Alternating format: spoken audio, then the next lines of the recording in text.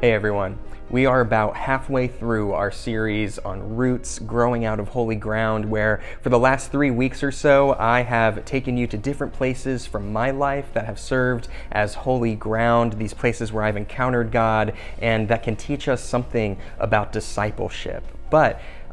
moving forward from the next video onward, we're not going to any of my places anymore. We are going to go to your places, because all of us have places that are special to us, places that can serve as holy ground, even if they seem ordinary, because God can be encountered all around us. But kind of the nature of this series has been this idea of going and kind of traveling, and it feels like it's been at kind of a fast pace, and I think it's always good for us to get in the habit of stopping, slowing down, and staying in one place for a little bit just to reflect on where we've been and where we're going. So we're going to do that here for just a couple minutes before we get into the next video where y'all will be the leaders. So just as a refresher, there have been 3 places that we've gone, and they represented 3 different aspects of discipleship, 3 opportunities for us to grow. The first one was adventure, this idea of being called to something, that God is calling us into God's story, and that it's a great adventure we just have to say yes to. The second trip was talking about sincerity and how there's a lot of insincerity, there's a lot of cynicism and skepticism in our world, and disciples are people who are called to live wholeheartedly, that Jesus calls us not to sarcasm or being defensive, but just saying what we mean, doing what we love, and believing in the power of that. And the third was community, that we are not people called to live life on our own or to think and live just individually, but rather to do everything with a community of people who lift us up, who challenge us,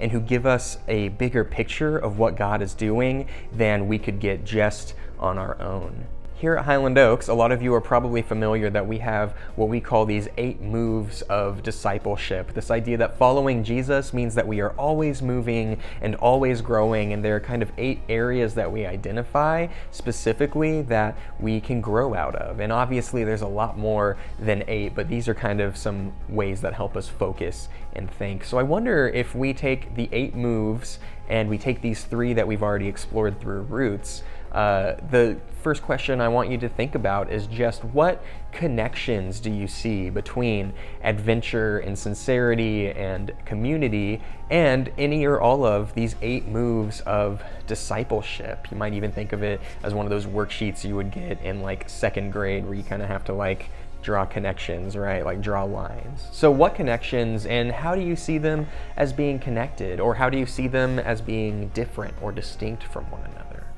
Of the 3 that we've explored, adventure, sincerity, and community, which one of those do you feel like you have maybe the deepest roots in, and which ones seem like the shallowest roots? In other words, what comes more naturally to you, and which one is more of a challenge, or which one are you still kind of trying to figure out a little bit?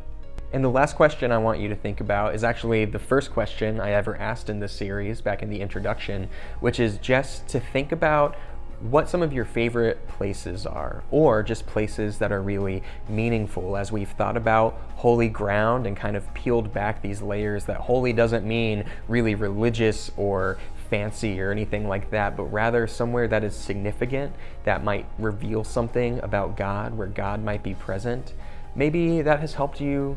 realize where some holy ground is in your own life, either in really extraordinary places or in really ordinary places, maybe even spots in your own home. How do you see God moving in that place? What does that place teach you or show you, or maybe even just symbolize about God and about your life walking alongside Jesus? So like I said, from here on out, I'm not in the driver's seat, but you are, and I cannot wait for where you're going to take us and what we're going to learn about what God is calling us to, where we can see God in the holy ground all around us. So I hope you'll stick with us, and I'll see you real soon.